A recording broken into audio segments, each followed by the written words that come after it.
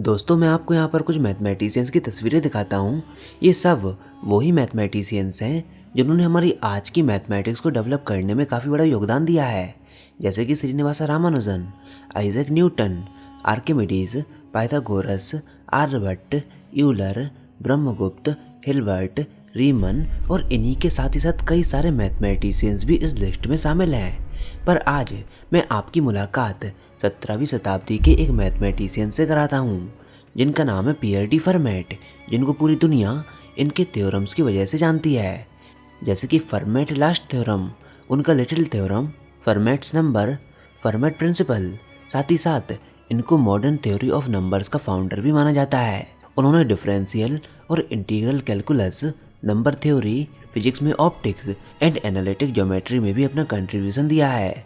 हालांकि ये पेशे से मैथमेटिशियन नहीं थे, बल्कि ये एक लॉयर थे। लेकिन मैथमेटिक्स और फिजिक्स में किया गया इनका काम इनको एक काफ़ी फेमस मैथमेटिशियन बनाता है।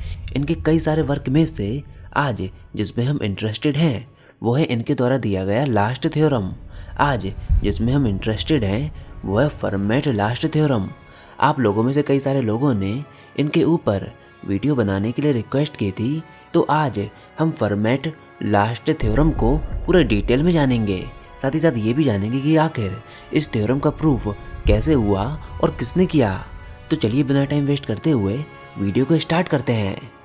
अब अगर आप एक मैथमेटिशियन हो तो आप फर्मेट के लास्ट थ्योरम को अच्छे से जानते होंगे, लेकिन अगर आप एक स्टूडेंट हो देन प्रोबेबली आपने इस थ्योरम को नहीं पढ़ा होगा। तो डायरेक्टली इसकी स्टेटमेंट को जानने की बजाय हम इस थ्योरम के कंसेप्ट को जानेंगे कि आखिर ये थ्योरम हमको क्या कहना चाहता है। तो सबसे पहले मैं आपकी मुलाकात नंबर लाइन से कराता हूँ। तो स्क्रीन पर देखिए, ये है हमारी रियल नंबर लाइन। इसके सेंटर पार्ट में नंबर 0 है। इसके लेफ्ट हैंड साइड पर सारे नेगेटिव नंबर्स मौजूद हैं जो कि माइनस इनफाइनाइट तक चलते हैं, और इस नंबर लाइन के राइट हैंड साइड में सारे पॉजिटिव नंबर्स हैं जो कि प्लस इनफाइनाइट तक चलते हैं। तो यहाँ पर सबसे ज़रूरी बात यह है कि ये जो फर्मेट लास्ट थ्योरम है वो केवल पॉजिटिव नंबर के साथ ही वर्क करता है। नंबर लाइन के राइट हैंड साइड वाले हिस्से को ही कवर करता है, जैसे कि 2, 3, 4, 5 टिल इनफाइनाइट। अब इसको और सिंपल बनाने के लिए हम इसको पॉजिटिव इंटीजर नहीं बल्कि इनको हम सिंपल नंबर ही बोलेंगे। तो अब मैं आपको एक काफ़ी सिंपल इक्वेशन दिखाता हूँ। आप अपनी स्क्रीन पर देखिए, ये रही वो इक्वेशन a + b = c। ये काफ़ी बेसिक और काफ़ी ज़्यादा सिंपल इक्वेशन है। ये हमको ये कहती है कि अगर आप a और b का एडिशन करो तो आपको नंबर c मिल जाएगा, या फिर नंबर c a और b के सम के बराबर है। अब यहाँ पर आप मुझको कुछ ऐसी वैल्यूज़ बताइए जो कि इस इक्वेशन को सेटिस्फाई करेंगी। आई नो आप इसमें काफ़ी सारी वैल्यूज़ को बता सकते हो, जैसे कि अगर आप a की वैल्यू को 1 पुट करो, b की वैल्यू को 2 पुट करो एंड c की वैल्यू को 3 पुट करो, देन ये इक्वेशन सेटिस्फाई हो जाएगी, क्योंकि a + b = c के बराबर प्रूव हो जाएगा। 1 + 2 = 3 के बराबर होता है, और राइट हैंड साइड में भी नंबर 3 है। तो यानी कि लेफ्ट हैंड साइड और राइट हैंड साइड दोनों बराबर हो गई और ये इक्वेशन वेरीफाई हो गई। इसी प्रकार से आप a की जगह पर 3 पुट कर सकते हो, b की जगह पर 5 पुट कर सकते हो एंड c की जगह पर 8 पुट कर सकते हो। देन इस केस में भी हमारी ये इक्वेशन सेटिस्फाई हो जाएगी। ये एक काफ़ी सिंपल केस है, क्योंकि आप यहाँ पर a, b और c की इनफाइनाइट वैल्यूज़ को अज्यूम करके इस इक्वेशन को सेटिस्फाई कर सकते हो। मतलब हम सब इस बात को ईजिली ये मान सकते हैं कि इस इक्वेशन के इनफाइनाइट नंबर्स ऑफ सॉल्यूशन हो सकते हैं। अगर आपको विश्वास नहीं है देन आप खुद प्रैक्टिकली भी इसको करके देख सकते हो। अब ये तो एक काफ़ी सिंपल केस था। अब डिफ़िकल्टी को एक और लेवल और ऊपर लेकर चलते हैं। अब यहाँ पर मैं आपको एक दूसरी इक्वेशन दिखाता हूँ, तो ध्यान से अपनी स्क्रीन पर इस इक्वेशन को देखिए। a² + b² = c²। हमने a, b और c सारे टर्म्स का स्क्वायर कर दिया। यहाँ पर a² + b² का सम c² के बराबर है। अब इसमें भी मैं कुछ ऐसे नंबर के बारे में पूछूंगा जो कि इस इक्वेशन को सेटिस्फाई करते हैं। अब इसमें भी आप कुछ ऐसी वैल्यूज़ के बारे में बताइए जो कि इस इक्वेशन को सेटिस्फाई करती हैं। एंड आई नो इस इक्वेशन को देखकर आपके मन में एक ट्रायंगल फॉर्म हो गया होगा, जहाँ पर a इस ट्रायंगल का बेस है, b ट्रायंगल का परपेंडिकुलर है एंड c ट्रायंगल का हाइपोटेन्यूज है। तो इस इक्वेशन को देखकर आपको ट्रायंगल की याद जरूर आई होगी, आपके ब्रेन में पाइथागोरस थ्योरम की इमेज जरूर बनी होगी एंड डेफिनेटली आप कुछ ऐसी वैल्यूज़ को भी जानते होंगे जो कि इस इक्वेशन को सेटिस्फाई करती हैं। जैसे कि आप ए की जगह पर 3 पुट करोगे, बी की जगह पर 4 पुट करोगे एंड सी की जगह पर 5 पुट करोगे, देन इस केस में ये इक्वेशन सेटिस्फाई हो जाएगी। इसी प्रकार से अगर आप ए की जगह पर 6 पुट करो, बी की जगह पर 8 पुट करो एंड सी की जगह पर 10 पुट करो, देन इस केस में भी ये इक्वेशन सेटिस्फाई हो जाएगी। और अगर आपने ज्योमेट्री काफ़ी अच्छे से पढ़ी है तो आप कई सारे पाइथागोरियन ट्रिपल्स के बारे में जानते ही होंगे। जैसे कि ए की जगह पर आप 5 पुट करो, बी की जगह पर 12 पुट करो एंड सी की जगह पर 13 पुट करो, देन अगेन ये इक्वेशन सेटिस्फाई हो जाएगी। क्योंकि 5 का स्क्वायर होता है 25, 12 का स्क्वायर होता है 144 एंड 13 का स्क्वायर होता है 169, तो 25 प्लस 144 169 के बराबर ही होता है, यानी कि ये इक्वेशन सेटिस्फाई होती है। अब अगर आप गूगल पर पाइथागोरियन ट्रिपल्स की लिस्ट को सर्च करो तो आपको इसी तरह के कई सारे नंबर्स मिल जाएंगे जो कि A square plus B square equal to C square इस इक्वेशन को सेटिस्फाई करेंगे। इनफैक्ट कई सारे नंबर्स नहीं बल्कि इसमें आपको इनफाइनाइट आंसर्स मिल जाएंगे, यानी कि हमारी पहले वाली equation A plus B equal to C और दूसरी वाली equation A square plus B square equal to C, इस केस के लिए यहाँ पर इनफाइनाइट नंबर्स ऑफ सॉल्यूशन हो सकते हैं जो कि इन इक्वेशन को सेटिस्फाई करेंगी। अब इस पॉइंट पर आपको इक्वेशन को सेटिस्फाई करने का यह गेम काफ़ी मज़ेदार और अमेजिंग लग रहा होगा। चलिए अब हम इस गेम को आगे कंटिन्यू करते हैं। तो अब पहली दूसरी इक्वेशन को देखने के बाद अब मैं आपके सामने लाऊंगा एक तीसरी इक्वेशन। और आई नो काफ़ी सारे लोग इस इक्वेशन के बारे में पहले ही गैस कर चुके होंगे कि ये इक्वेशन क्या होने वाली है। तो ये रही वो इक्वेशन, आपने बिल्कुल सही गैस किया, A cube plus B cube equal to C cube.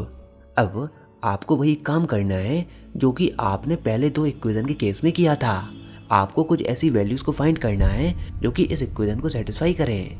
तो इस पर थोड़ा दिमाग लगाइए और सोचिए ए, बी और सी की ऐसी 3 वैल्यूज़ जो कि A cube plus B cube equal to C cube को सेटिस्फाई करेंगी। दिखने में तो ये इक्वेशन हमको काफ़ी सिंपल लग रही हैं, बट इनकी वैल्यू आई नो आप में से कोई भी नहीं निकाल पाया होगा।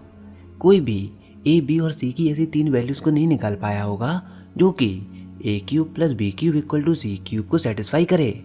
आप चाहे कैलकुलेटर का भी इस्तेमाल कर लो, कोई भी कंप्यूटर का इस्तेमाल कर लो, आप चाहे कितना भी टाइम ले लो, लेकिन फिर भी आप कोई भी वैल्यूज़ को नहीं बता पाओगे जो कि A cube plus B cube equal to C cube को सेटिस्फाई कर दे।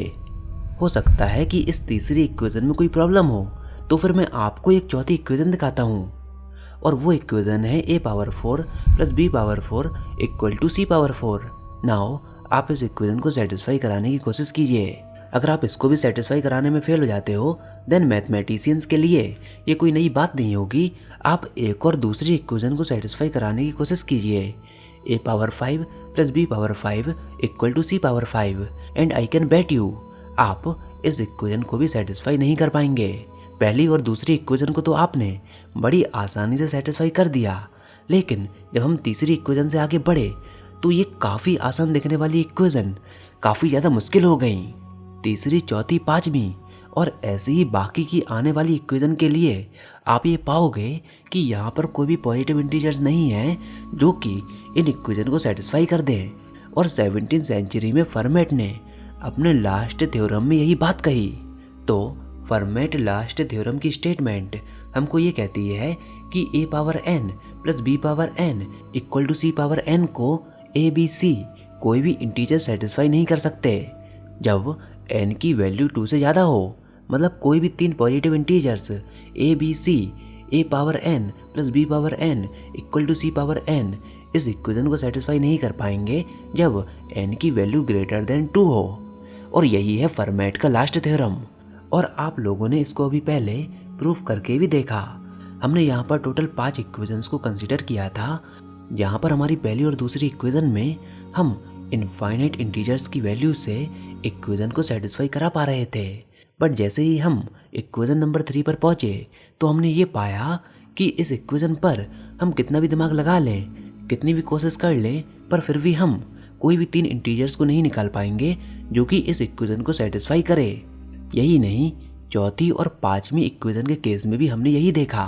और अगर आप ऐसे ही n नंबर्स तक इस इक्वेशन को बढ़ाते जाओ, यानी कि a power n plus b power n equal to c power n, then इसमें भी आप ये पाओगे कि ग्रेटर देन 2 के केस में यहाँ पर कोई भी सॉल्यूशन नहीं है।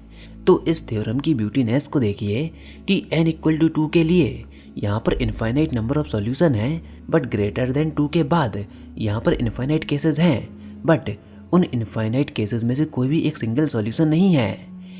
ये है फर्मेट लास्ट थ्योरम की ब्यूटी। फर्मेट का ये मानना था कि इस स्टेटमेंट और थ्योरम का उनके पास काफ़ी अमेजिंग और वंडरफुल प्रूफ है, बट ये प्रूफ इतना बड़ा है कि उनकी बुक का साइज इस प्रूफ के सामने काफ़ी छोटा है। इनफैक्ट उनकी बुक में इतने मार्जिन नहीं है कि वो इस थ्योरम के प्रूफ को लिख पाएँ, इसलिए उन्होंने कभी भी अपने थ्योरम का प्रूफ नहीं लिखा। बट 1995 में कई सौ सालों तक अनप्रूव रहने के बाद ये थ्योरम फाइनली 1995 में एंड्रयू वाइल्स के द्वारा प्रूव हो गया। एंड्रयू वाइल्स ने इसको कैसे प्रूव किया, इसके पीछे की एक अलग ही सेपरेट स्टोरी है जिसके बारे में हम कभी किसी और वीडियो में जानेंगे। बट मैं ब्रीफली आपको ये समझाता हूँ कि उन्होंने इसको कैसे प्रूव किया। तो फर्मेट लास्ट थ्योरम का प्रूफ कॉन्ट्राडिक्शन से प्रूव किया गया है। अगर ये थ्योरम गलत है देन अनयूजुअल एलिप्टिकल कर्व को बनाना पॉसिबल है, और इस अनयूजुअल एलिप्टिकल कर्व को कहते हैं फ्रे कर्व। मतलब अगर फर्मेट लास्ट थ्योरम गलत है देन आप इस फ्रे कर्व को बना सकते हो, और अगर आप इस फ्रे कर्व को नहीं बना सकते देन फर्मेट लास्ट थ्योरम सही है। तो यानी कि ये कॉन्ट्राडिक्शन का एग्जाम्पल है, और एंड्रयू वाइल्स ने ये प्रूव किया कि फ्रे कर्व इस दुनिया में एग्जिस्ट नहीं करते। देन इनडायरेक्टली इसका मतलब क्या है कि फर्मेट लास्ट थ्योरम सही है। खैर, इसके प्रूफ के पीछे की पूरी डिटेल में एक अलग ही कहानी है, जिसके ऊपर हम कभी और किसी और वीडियो में बात करेंगे। तो बताइए आपको ये वीडियो कैसी लगी। आई होप आपको ये वीडियो ज़रूर पसंद आई होगी। अगर ऐसा है तो इस वीडियो को लाइक कीजिए, अपने दोस्तों के साथ शेयर कीजिए, और अगर आपने हमारा चैनल अभी तक सब्सक्राइब नहीं किया देन इसको सब्सक्राइब कर लीजिए ताकि आगे आने वाली कोई वीडियोस और अपडेट्स आपसे मिस ना हो पाएँ।